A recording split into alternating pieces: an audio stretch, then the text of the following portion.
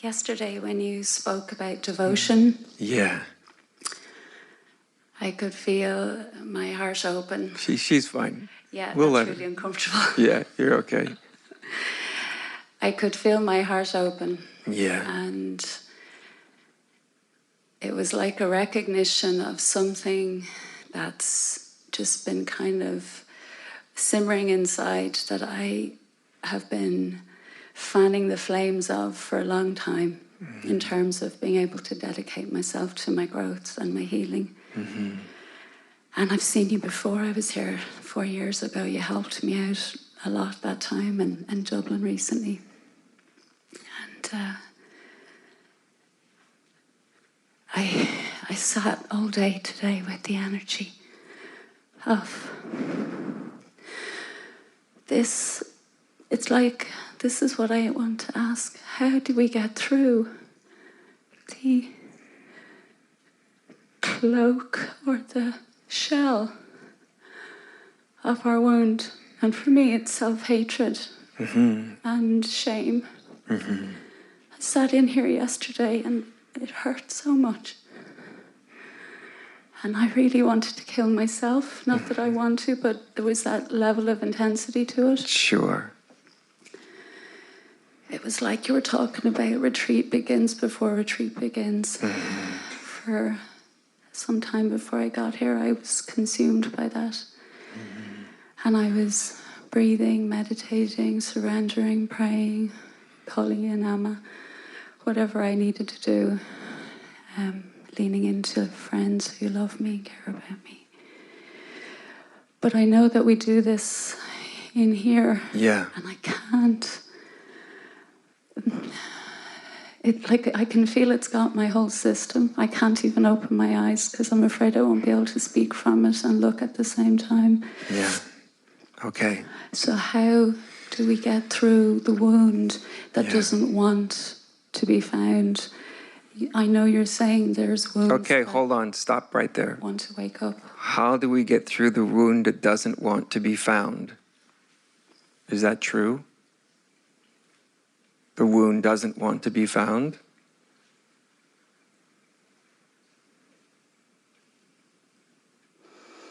Now, I'll grant you, we resist our wounds, right? We may not want to find them. What does the wounded parts within you want from you and need from you?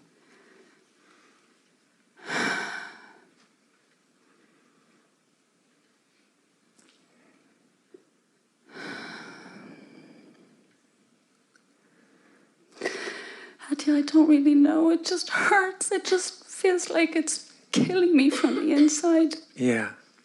I don't know what it wants. It wants to annihilate me is what it feels like. I'm just so sick of it kicking the shit out of me. Yeah.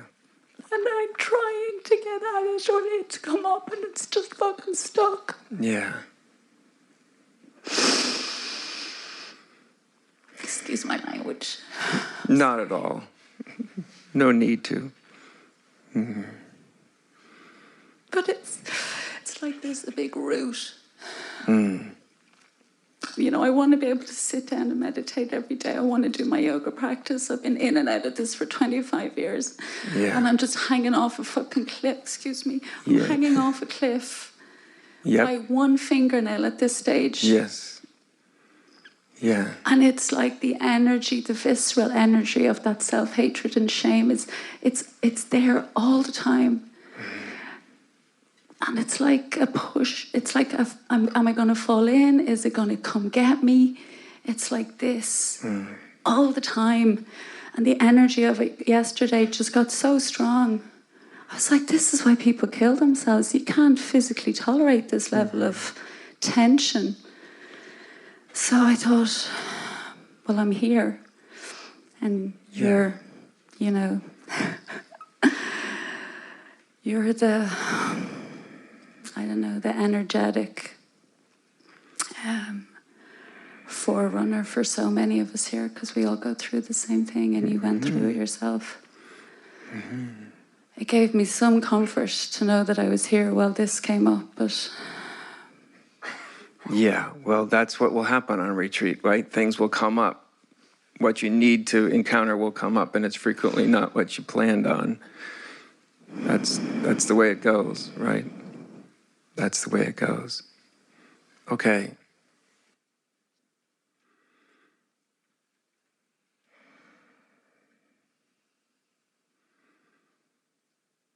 So let me ask you a question. Suppose all that pain, right?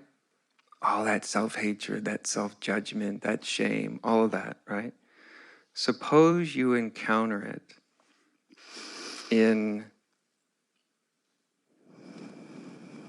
5-year-old child. It's all in the 5-year-old, right? You walk in a room and there's a 5-year-old and you know it's in them, right? You see it in them. You can see it in their face. And you just intuitively know because you know it, right? You've experienced it. And there they have that same thing. It's like the exact same experiences in them, right? And you're in a room with them, just the two of you. You don't know the child at all. And you walk in and you intuitively know what they're experiencing. And they're turned with their back to you in a corner because they can't face you, right? Because the shame doesn't like to face anybody. What are you going to do? I just want to hold them. Ah, that's interesting, isn't it? Right.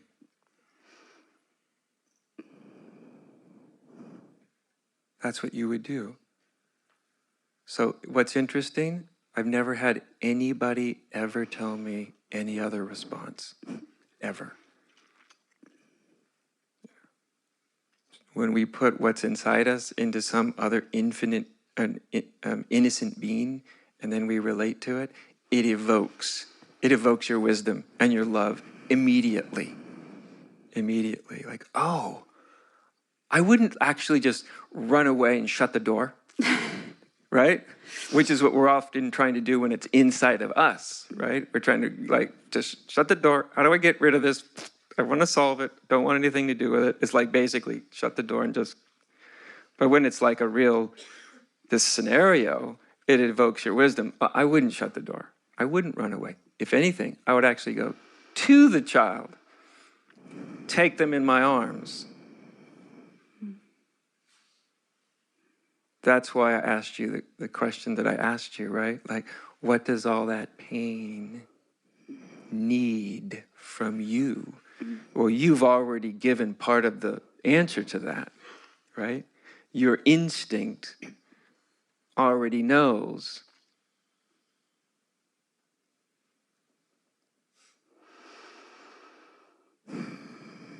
Because the part of us that's inside and feels wounded and ashamed and self-loathing and,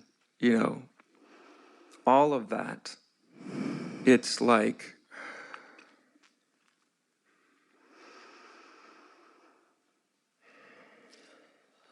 it's turned away from something a long time ago.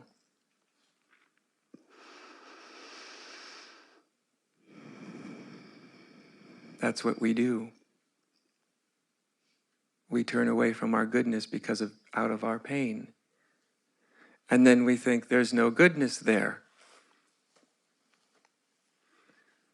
But we already know there's goodness because of what you responded by. You said, I would just feel like I would give it a hug. That's the goodness.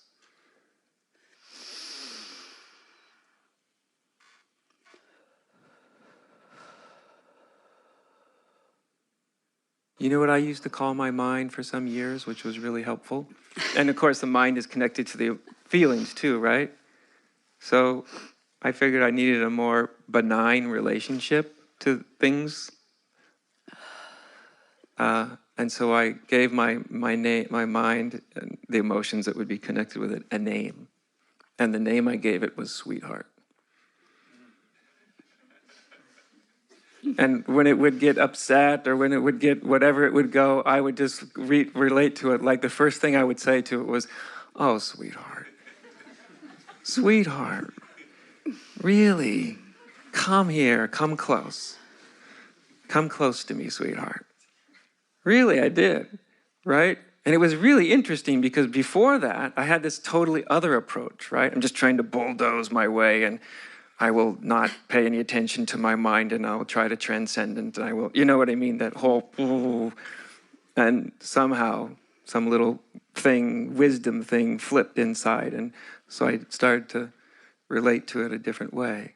And I started to bring the things that I was pushing away. What I found out was actually this other more heartful dimension actually wanted to pull them close. What? The pain, the confusion, the self-doubt, pull it closer? Yeah. Just like you'd wrap your arms around the child, just like that. I'm tired. This is tiring. It's not as tiring as trying to get away. That's tiring.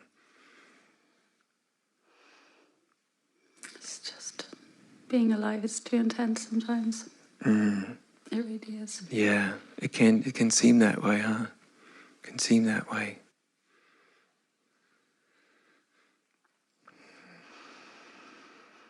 And how do you feel when you believe that? Very small. Yeah. Very small. Yeah.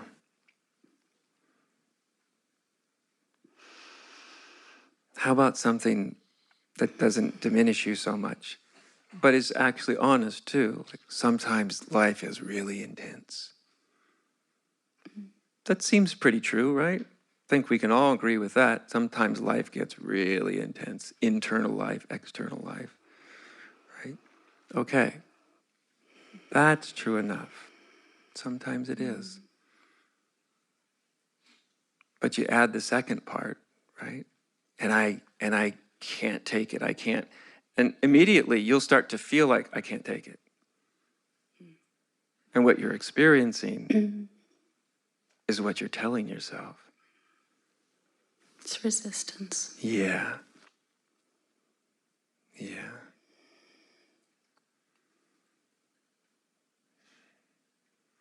And a resistance is understandable, right? We understand resistance. Pain, I don't want that. That's resistance. It's understandable. It just doesn't work. So the scenario that I created with the child is because it bypasses your resistance, right? Instantly. Like everything in you just, like it's interesting that when you put it into somebody else, especially somebody else that's innocent and small and, right, and vulnerable, it immediately evokes the necessary response from us, which is the different response. We're always trying to get away from our pain, which our feeling of isolation and alienation, which what makes us feel what? More alienated, more separate.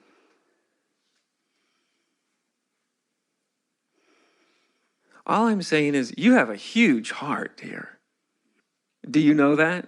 You told me that before. Okay. Now, one of the difficulties that really big-hearted people have is just the one you're dealing with. It's really interesting. So often really big-hearted people, they have like an extra layer of shame and self-doubt and, right? Yeah, It's really interesting. It's almost like, it's such a paradox, right? Sometimes the most open-hearted, selfless people, you get inside of them and they're really kind to everybody but themselves, right? They can be really understanding, but no matter how much they love, there's this isolation, there's something in pain, and hey, that pain can actually add to a sort of heartfulness because you'll understand other people and you'll have a compassion in them because it's like, I know, man. Just like you knew in that little child scenario I painted, right? Like, I know. And yet we'll give everybody the best of ourselves. but we won't give it to the parts of ourselves that need it the most. All I'm reminding you is you can give it to the parts of yourself that need it the most. You can have a benign, maybe even loving relationship. Right? That's what I did when I started to call my mind sweetheart. Instead of, God damn it, how do I stop these effing thoughts? Right? Which just generates more thinking, right? And the feelings that go with it. And if it's like, sweetheart, it just, that whole thing stops. It's like, oh, you poor thing. You don't know how to stop, do you? You really don't know how to stop doing that. Or if it's your emotions, it's like, you really don't know how to stop hurting yourself, do you? You know, your emotions. You don't know how to stop doing that. But immediately, you're bigger than it, right? You don't know how to stop doing it. Here, let me show you. Let me show you.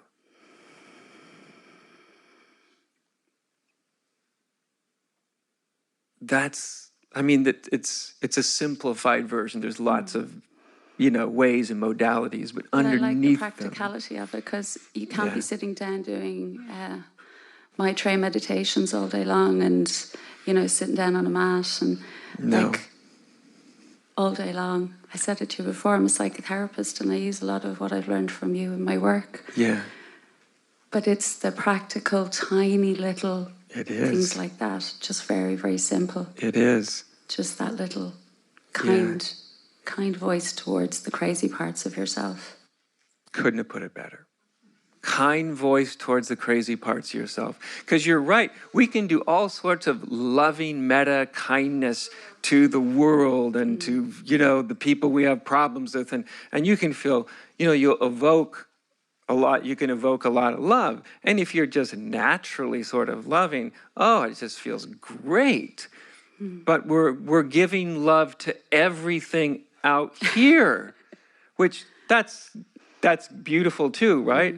But it leaves... starving inside. It's starving inside, right? Starving. Right, so we're taking that sort of and turning it right inside, right? Like you said, to the crazy parts. With understanding, like, yeah, of course, yeah. Thank you, Adya. You're welcome. Just that softness of attitude, Just the softness of attitude.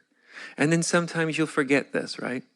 And you'll be like struggling and you'll be maybe meditating or something and you'll get a little all worked up and tight. But maybe you'll hear in the back of your mind, if and when, who knows if that'll happen, if and when that happens, you'll hear me just go like, sweetheart, really? Like, that would be nice. Didn't we expect this to probably happen? You get confused and lost again, and I should be. I gotta get the recording. Yeah, and like, it's so human. You get, it gets clear, and then you get confused. Yeah. Oh, man, geez, yeah, I actually understand that. It's that clear happens. until it's completely unclear. Yeah. And you're completely lost. And you're completely lost, and you just, it's like, yeah, isn't it? That happens. The merry-go-round. Yeah. Yeah, so it's just meeting the confused parts, because you've probably heard the phrase, because you are one of them, wounded healer. Oh, yeah. The best healers are always wounded. I'm a great therapist because I'm really messed up. Say, look, somebody that has never been messed up doesn't have a lot to say to the people who experience themselves. They may be lovely beings, they can just be beaming, love, but like inside them, they're like, I've never felt that. Like, what are they going to say? Often the greatest healers are people that have experienced a lot of pain in their life, right? Because they know the territory. They understand it, like you understand it, right? You understand it. It's just that when you're with somebody else, you ever notice? It brings the best out of you, doesn't it? It brings it just takes you out of your own crazy part and your doubt and man, the best of you shows up. You're never as good. That's right. Never as good as when you're in work. Nope. You're never as good when we're helping somebody else. But So that's the life work. use your work, use that as an example, because it's almost like, because what I'm doing, just talking to you, I'm just evoking the loving wisdom in you. The wounded part just kind of denies and really doesn't believe is there, and all of that. And we're just kind of going like, yeah, it is. And we'll aim it back, right at all the parts that feel abandoned. Right? Because they aren't going to get healed by you and I abandoning them again. Right? Or judging them that they're not healing fast enough. That's right. I think that's part of what I've just realized. Yeah. There's no clock on this. Right. It's going to take as long as it's going And to would you ever do that to anybody else? No. Client comes into your office, would you ever say, you're just not healing fast enough? No. You worthless little snail? What's wrong with you? Like, you'd never say that, would you? No. But heck, we say that to you say that to ourselves a million times a day sometimes. Yeah. Like, right? I'm just saying, evoke that heart, that thing you utilize with your clients, and now really, you just aim it right inside. I will. Thank you. Okay. And I hope that you recover well. You've been passing through my mind. And thank you so much for all the work you've done for all of us. You're welcome. It's made a huge difference to our lives. Thank you. You're welcome. Good to see you.